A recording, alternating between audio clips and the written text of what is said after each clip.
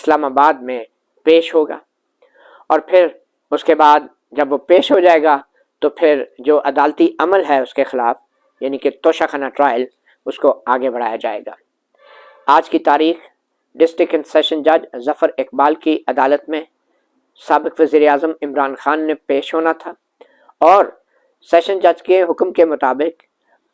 ان کے اوپر فرد جرم عائد ہونی تھی اس توشہ خانہ کیس میں، جن پہ عمران خان پہ الزام ہے کہ انہوں نے توشہ خانہ سے مہنگے تحائف کم قیمت پہ تو لیے قواعد کے مطابق، مگر جب ان کو بیچا کروڑوں روپوں میں تو وہ جو آمدنی ان کو حاصل ہوئی انہوں نے اپنے گوشواروں میں ظاہر نہیں کیے تھے۔ تو یہ ایک قسم کا آمدنی چھپانے، یعنی اپنے اثاثے چھپانے کا کیس تھا، بالکل ویسا ہی جیسا کہ نواز شریف کے خلاف کیس تھا، اور ان کو اقامہ کے نام پہ ان کو نااہل بھی کیا گیا، اور بعد میں ان کے اوپر نیب کے کیسز بھی بنے، جیل بھی گئے، قید بھی کاٹی۔ تو عمران خان سے یہ توقع کی جا رہی تھی اسلام آباد ہائی کورٹ کے چیف جسٹس عامر فاروق کی طرف سے کہ چلو کوئی بات نہیں، وارنٹ ایک دن کی بات ہے۔ عمران خان نے لکھ کر یقین دہانی کرا دی تھی کہ میں آؤں گا، اور اسلام آباد ہائی کورٹ کے معزز چیف جسٹس عامر فاروق نے کہا یہ یقین دہانی بھی بہت ہے کہ خان صاحب آئیں گے، اور پھر وہی ہوا جس کا ڈر تھا، خان صاحب آ گئے۔ اور خان صاحب آج جب آئے تو شاخانہ ٹرائل کورٹ میں، تو خان صاحب کی مرضی کے مطابق نہ صرف یہ کہ ان کے وارنٹ گرفتاری منسوخ کیے گئے، باوجود اس کے کہ اس سے ایک دو دن پہلے جو محاذ جنگ بنا رہا، زمان پاک 60 سے زائد پولیس افسر زخمی ہوئے، پیٹرول بم چلے، املاک کو نقصان پہنچا، اسلام آباد ہائی کورٹ کے معزز چیف جسٹس نے خان صاحب کے وارنٹ گرفتاری معطل کی، اور انہوں نے کہا کہ خان صاحب نے جو یقین دہانی کی کرائی ہے اس کے مطابق خان صاحب آ جائیں گے، اور خان صاحب پھر آ گئے۔ اور جب آ گئے تو کیا ہوا، خان صاحب ایک پورے جلوس کے ساتھ آئے، وہ کوئی حکومت کے خلاف احتجاج کرنے نہیں آئے، وہ کوئی ڈی چوک میں احتجاج کرنے نہیں آئے، وہ کوئی پنڈی مال روڈ پہ احتجاج کرنے نہیں آئے، کوئی انتخابی جلسہ نہیں تھا خان صاحب کا، وہ ایک سیشن جج کی عدالت میں پیش ہو رہے تھے خان صاحب، اور وہ جلوس لے کر آئے اپنا، اور ان کی بھرپور کوشش تھی کہ یہ پورا جلوس جو ہے وہ سیشن جج کی عدالت میں ان کے ساتھ داخل ہو۔ تو یہ تھے سابق وزیر اعظم تحریک انصاف کے چیئرمین، وہ آئے، ایک ہجوم تھا، پھر وہی محاذ جنگ، پھر وہی ہنگامہ، پھر وہی ٹیئر گیس، اور پھر جب گیٹ پہ پہنچے تو ہم نے خود دیکھا اپنی آنکھوں سے، کمرہ عدالت کے اندر موجود تھے، باہر کے مناظر تو بہت حد تک ٹی وی پہ دکھا چکے ہیں، مگر ہم کمرہ عدالت کے اندر موجود تھے، اور احاطہ عدالت تک بھی بیچ بیچ میں وقفے سے جاتے رہتے تھے۔ تو ہم نے دیکھا جو خان صاحب کے چاہنے والے ہیں وہ جلوس کی شکل میں اس عدالت کے اس احاطے کے گیٹ کے اوپر، دیواروں پہ، کنٹینروں کے اوپر بھی چڑھے ہوئے، اور ہاتھ میں پتھر لیے کھڑے تھے، اور خان صاحب کے نیچے گاڑی گیٹ تک آئی، اور پھر جج صاحب کو پیغام پہنچایا گیا کہ جناب ہمیں گاڑی اندر آنے کی اجازت نہیں دی جا رہی، اور عمران خان صاحب کے وکلا، جس میں بڑے سینئر وکلا حضرات تھے، خواجہ حارث بھی تھے، اور اس میں ڈاکٹر بابر اعوان بھی تھے، اور اس میں جو ایڈوکیٹ ہیں، ایڈوکیٹ شیر افضل مروت صاحب بھی تھے، وہ سب یہی کہتے کہ دیکھیں جی خان صاحب کو پولیس نے روکا ہوا ہے، اور جج ظفر اقبال کہہ رہے تھے اوہ یہ کیسے ہو سکتا ہے، ان کو اندر آنے دیں، بلاؤ پولیس والے کو، بلاؤ کسی ذمہ دار افسر کو بلائیں، کسی سینئر افسر کو بلائیں، ان کو کہیں کہ ان کی گاڑی خان صاحب کی آنے دیں۔ تو کسی نے کہا جناب وہ تو گاڑیوں کا ایک پیچھے اور بھی گاڑیاں ہیں، تو خان صاحب کے جو وکیل تھے ایڈوکیٹ گوہر صاحب، انہوں نے کہا جی وہ تو طے شدہ ہے نا، وہ گاڑیوں نے آنا ہے۔ تو جج صاحب نے کہا ہاں جتنی طے شدہ ہیں گاڑیاں آ جائیں۔ اب جج ظفر اقبال صاحب بظاہر اسی بات پہ خوش تھے کہ خان صاحب آ گئے، مگر بدقسمتی سے جج ظفر اقبال صاحب کو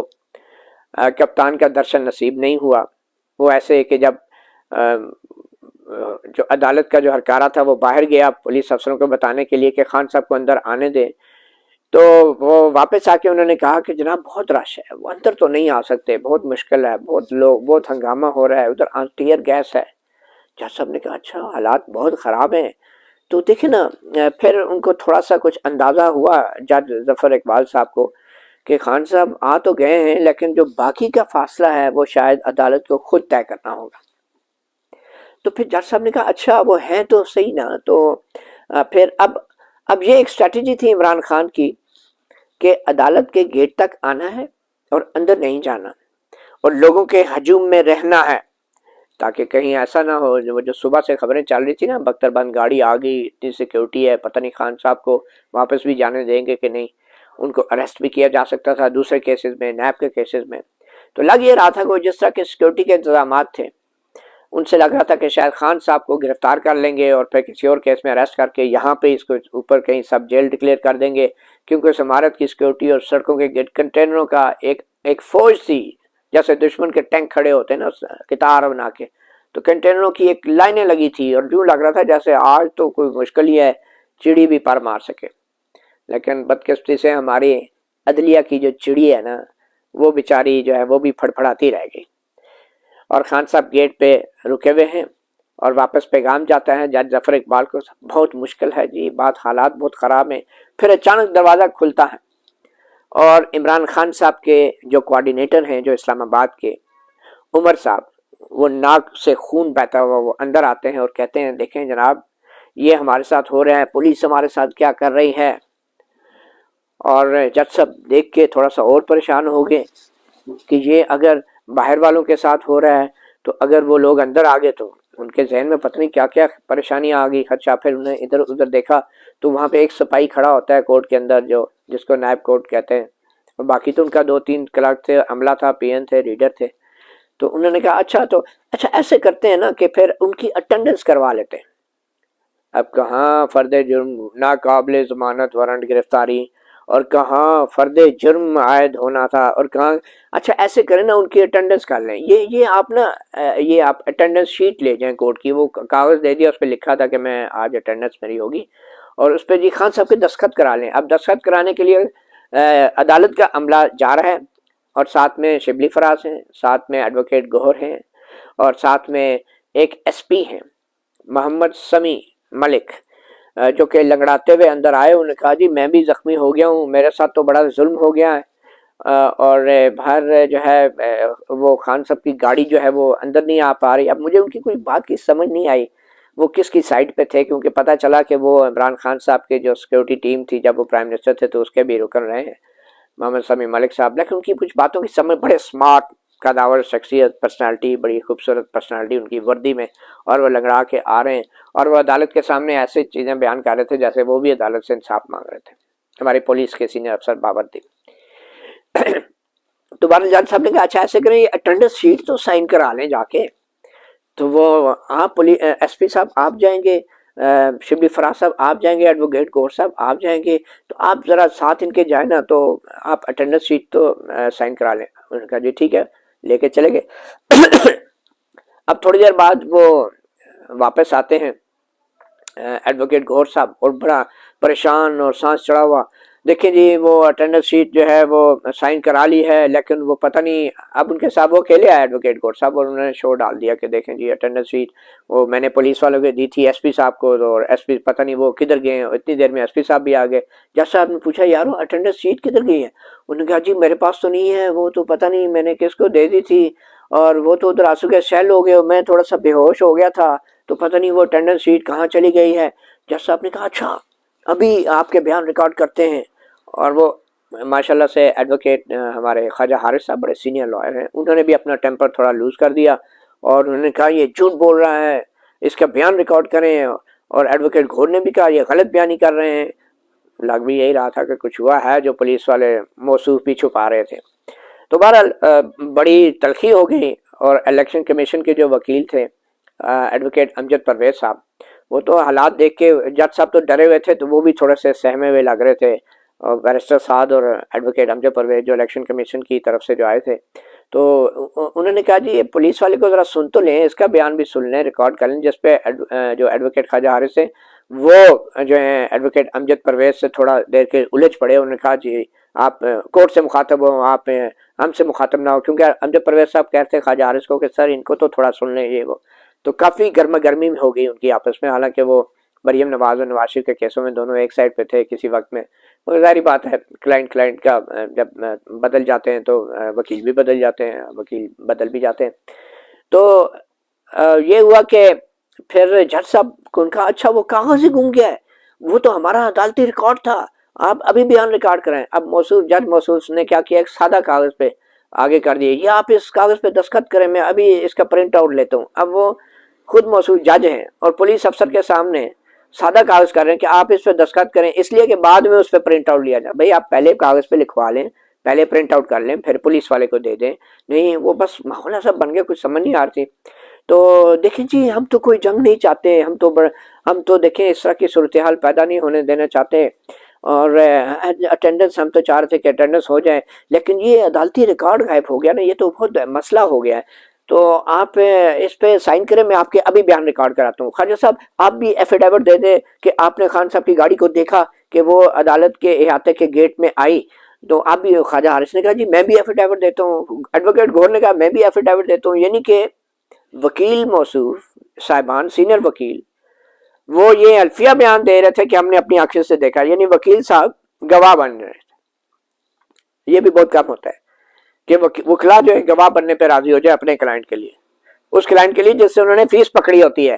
اب اس کی گواہی کے لیے بھی تیار ہو جائے۔ اس لیے ضابطہ اخلاق میں وکیل کبھی بھی اپنے کلائنٹ کا گواہ نہیں دیتا، کسی اور کیس میں بھی گواہی نہیں ڈالتا، کیونکہ گواہی دینا یا گواہی کے کٹہرے میں کھڑا ہو کے کسی کے لیے گواہی دینا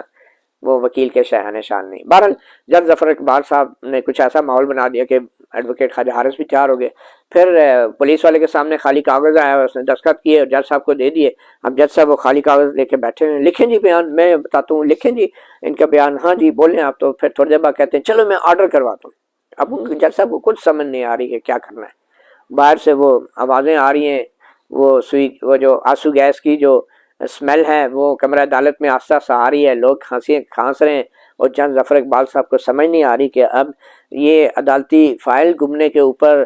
جو بیانات قلم بند کرنے ہیں یا آرڈر دینا ہے، تو بہر وہ کاغذ دستخط شدہ خالی کاغذ پہ دستخط کرا کے پولیس افسر کے ایک سینئر پولیس افسر نے کر بھی دیے۔ جج کہہ رہا ہے تو ٹھیک ہے، کیونکہ پولیس افسر بھی یہی کام کرتے ہیں،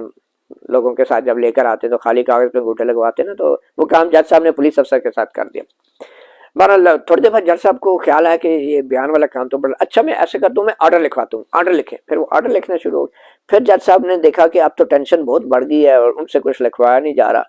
تو انہوں نے کہا اچھا ایسے کرتے نا کہ آج میں اس کو ایڈجرن کر دیتا ہوں، اس کو ایڈجرن کر دیتا ہوں۔ تو پھر ایڈجرن کر دیتا ہوں، تو ایسا کرتے نا کہ میں آرڈر بعد میں لکھوا دوں گا، اس کو 30 تاریخ تک ایڈجرن کر دیں، 30 کو ہفتہ بنتا ہے، تو 30 کو تک آپ ایڈجرن کر دیں۔ تو پھر ایسا کریں نا ان کی پرسنل اپیرنس کر دیں۔ تو ایڈوکیٹ صاحب نے، عمران خان کے وکیل نے پوچھا کہ جناب وہ کوئی وارنٹ گرفتاری ہو؟ نہیں وہ ختم ہو گئے، بس وہ کینسل ہو گئے، وہ ظاہری بات ہے قانونی طور پہ جب اٹینڈنس لگ گئی زبانی جس کا کوئی ریکارڈ نہیں، تو وارنٹ بھی ختم ہونے تھے۔ اور پھر انہوں نے کہا کہ بس ٹھیک ہے۔ اور پھر خواجہ حارث صاحب نے کہا کہ جناب فرد جرم کے اوپر پھر ابھی بات نہیں ہوگی، اب پہلے بات ہوگی کہ کیا یہ جو شکایت آئی ہے الیکشن کمیشن سے یہ آئین اور قانون کے مطابق بھی ہے یا نہیں ہے۔ تو جیسے میں ہاں ٹھیک ہے، پہلے ہم اس پہ بات کر لیتے ہیں۔ اب یہ فرد جرم عائد کرنے کا آرڈر ڈسٹرکٹ سیشن جج ظفر اقبال نے خود کیا ہوا تھا پہلے، کہ یہ فرد جرم عائد کرنے کے لیے وارنٹ گرفتاری جاری کیے گئے تھے، کیونکہ وہ خان صاحب آ نہیں رہے تھے۔ تو نہ صرف یہ کہ آج عمران خان صاحب نے آئے، وہ گیٹ سے اندر بھی نہیں آئے، جج صاحب نے ان کی اٹینڈنس شیٹ سائن کے لیے بھیجی، وہ اٹینڈنس شیٹ بھی غائب ہو گئی، جج صاحب نے پھر آرڈر میں لکھوا دیا کہ جی ان کی اٹینڈنس ہو گئی، اور تاریخ آگے چلی گئی۔ اب بڑی ہنگامہ خیز قسم کی صورتحال بن رہی تھی، اور واضح طور پہ لگ رہا تھا کہ ڈسٹرکٹ سیشن جج ظفر اقبال شدید دباؤ میں ہے، اور یوں لگ رہا تھا کہ جو آنسو گیس کے جو آہستہ آہستہ کمرہ عدالت میں آ رہی ہے، تو لگ رہا تھا کہ شاید ہم جس طرح باقیوں کے آنسو نکل رہے تھے، تو شاید جج ظفر اقبال صاحب کے بھی آنسو بس نکلنے والے تھے، اور اگر ایسا ہو جاتا تو پتہ نہیں لوگ کیا سمجھتے یہ کس وجہ سے نکل رہے ہیں۔ بہرحال جو ہے وہ آنسو گیس کی ہی وجہ ہو سکتی تھی۔ تو جناب بہت ہی افسوسناک صورتحال تھی۔ ایک صابر وزیر اعظم ایک جتھا لوگوں کا لے کے، انتہائی پرتشدد اور وائلنٹ لوگوں کا جتھا لے کر آج اسلام آباد کی اسی احاطہ عدالت میں حملہ آور ہوا، جہاں وہ پہلے بھی اس کے کارکن حملہ آور ہو چکے تھے، اور صرف اس لیے کہ عمران خان کو یہ خوف تھا کہ یا تو ان کو گرفتار کر لیا جائے گا یا پھر ان پہ فرد جرمایت ہو جائے گی، تو یہ دونوں چیزیں نہیں ہوئی۔ خان صاحب جیت گئے، ریاست ہار گئی، پولیس ناکام ہوئی، حکومت ناکام ہوئی، اور عدالت بھی ناکام ہوئی، عدلیہ بھی ناکام ہوئی۔ اس کی وجہ صرف یہ تھی کہ ایک ڈسٹرکٹ اینڈ سیشن جج کے اوپر اتنا بڑا بوجھ ڈال دیا گیا، اور جس حکومت نے یہ بوجھ ڈالا اور الیکشن کمیشن نے یہ بوجھ ڈالا، حکومت اپنی ذمہ داری نبھانے میں ناکام رہی۔ مگر اس سے بڑھ کے جو حقیقت ہے، اسلام آباد ہائی کورٹ نے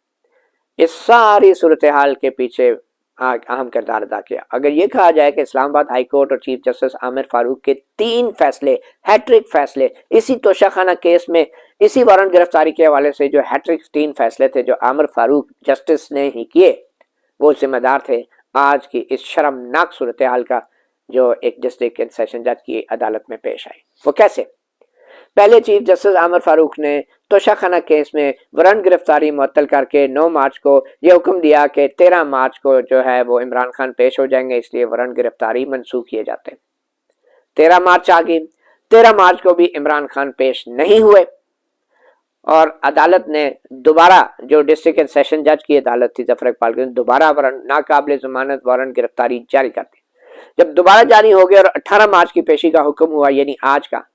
تو پھر اس کو چیلنج کیا اسلام آباد ہائی کورٹ میں دوبارہ چیلنج کیا گیا، تو چیف جسٹس عامر فاروق نے بظاہر ان کو لگا کہ اب دوبارہ وارنٹ معطل کرنا تو اچھا نہیں لگے گا، کیونکہ پہلے بھی ان کے کہنے پہ 13 مارچ کو ہائی کورٹ نے کہا تھا کہ عمران خان پیش ہو جائے۔ عمران خان نے نہ صرف یہ کہ ڈسٹرکٹ سیشن جج کی عدالت کے وارنٹ گرفتاری کی خلاف ورزی کی اور 13 مارچ کو پیش نہیں ہوئے، بلکہ اسلام آباد ہائی کورٹ کا بھی حکم تھا کہ 13 مارچ کو پیش ہونا ہے، جسٹس عامر فاروق کا حکم تھا، نہیں پیش ہوئے۔ اور پھر جب دوبارہ چیف جسٹس عامر فاروق کے پاس یہ فائل گئی، دوبارہ اپیل میں گئی، تو انہوں نے پھر کہا کہ اب میں دوبارہ اگر ان کو مہلت دیتا ہوں تو وہ کچھ اچھا نہیں لگے گا، بظاہر یہ لگ رہا تھا واضح طور پہ۔ انہوں نے اس کا طریقہ یہ نکالا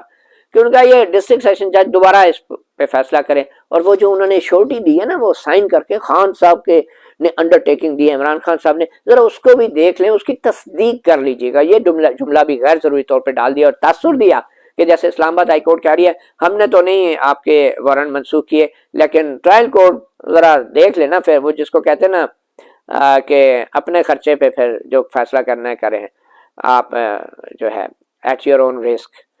لیکن ڈسٹرکٹ اینڈ سیشن جج ظفر اقبال نے پھر بھی ہمت دکھائی اور اپنے خرچے پہ دوبارہ انہوں نے کہا کہ نہیں، ہائی کورٹ کا جو یہ فیصلہ ہے اس کا یہ مطلب نہیں ہے کہ میں وارنٹ منسوخ کر دوں، اور میں نہیں سمجھتا کہ یہ شورٹی جو ہے قابل قبول ہے، کیونکہ یہ ڈیفائنس کی جا رہی ہے، اور لاہور میں جو زمان پارک میں میدان جنگ بنا، مزاحمت کی گئی ان وارنٹ کی تعمیل کے دوران، اور مہنگی ترین مزاحمت تھی، تو اس لیے یہ وارنٹ میں دوبارہ جاری کر۔ جب دوبارہ جاری ہوئے تو پھر پی ٹی آئی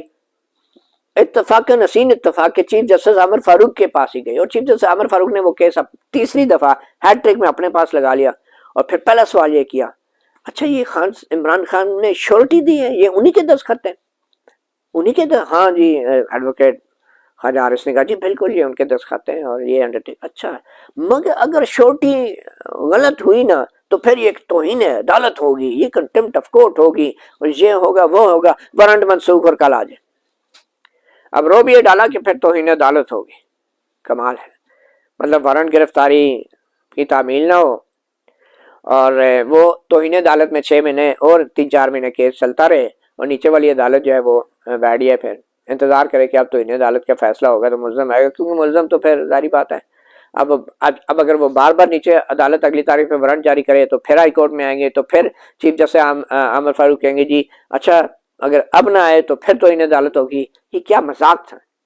اسلام آباد ہائی کورٹ نے ڈسٹرکٹ سیشن جج ظفر اقبال کی عدالت کے احکامات میں غیر ضروری طور پہ مداخلت کی، وارنٹ گرفتاری میں مداخلت کی، اور سارا بوجھ جو ہے وہ اپنی ماتحت عدلیہ پہ ڈال دیا۔ ویسے تو وہ کہتے ہیں میں اسلام آباد کا فادرلی فگر ہوں، چیف جسٹس ہوں اسلام آباد ہائی کورٹ کا، مگر اپنی ماتحت عدلیہ کے ساتھ کھڑے ہونا بہت ضروری تھا، جو نہیں کیا گیا، اور سارا بوجھ جو ہے ضلعی عدالت پہ ڈال دیا گیا۔ اور اب کیا ہے، آج جو کچھ بھی ہوا اس کے ذمہ دار اسلام آباد ہائی کورٹ ہے، اور اتنا کچھ ہونے کے بعد بھی اب پی ٹی آئی کس منہ سے اسلام آباد ہائی کورٹ جائے گی، اور کوئی کس منہ سے وہ کیس اپنے سامنے لگائے گا؟ یہ پھر بھی جا کے ریلیف مانگیں گے اتنا کچھ کرنے کے بعد. آسان سی بات تھی. ایک سابق وزیر اعظم ہے, آکسفورڈ سے پڑھے ہوئے ہیں, مغرب کی مثالیں دیتے ہیں. اگر اسلام آباد ہائی کورٹ نے آپ کو ایک فیور کر ہی دیا تھا کہ بھئی آپ کے وارنٹ گرفتاری منسوخ ہے, آپ خود پیش ہو جائیں, تو کیا چیف جسٹس عامر فاروق نے اپنے آرڈر میں کہا تھا کہ آپ جتھا لے کے جو ہے حملہ آور ہو؟ وہ جس کہتے ہیں نا کہ عدالت نے کتنا احترام کیا کہ چلو یار شوٹی دے رہا بندہ. یہ شوٹی تھی کہ میں آؤں گا, شوٹی یہ تھی کہ میں پھر آؤں گا, پھر روک لینا, اور وہی ہوا. یہ مکمل پیغام ہے سپریم کورٹ کو بھی, جس نے 25 مئی 2022 کے دن کا جو واقعہ ہوا ڈی چوک میں آگے سپریم کورٹ کے احکامات کی خلاف ورزی کرتے ہوئے, اور چیف جسٹس امتا بندیال کی سربراہی میں جو بینچ بنا, جسٹس اعجاز الحسن, جسٹس منیب اور دوسرے معزز ججز جو ہم خیال بینچ ہے, انہوں نے اس وقت بھی لچک دکھائی. اور آج تک 25 مئی کا وہ اس فیصلہ نہیں آیا کنٹمپٹ آف کورٹ کا. وہ بھی یہی تھا, جتھے, ہلہ, بلوا, سرکاری املاک کو نقصان, اور آج تک سپریم کورٹ اس کا فیصلہ نہیں کر سکی, چپ کر کے بیٹھی ہوئی ہے. تو یہ ہلہ شیری سپریم کورٹ کی طرف سے بھی ملی عمران خان کو, اسلام آباد ہائی کورٹ کی طرف سے بھی ملی,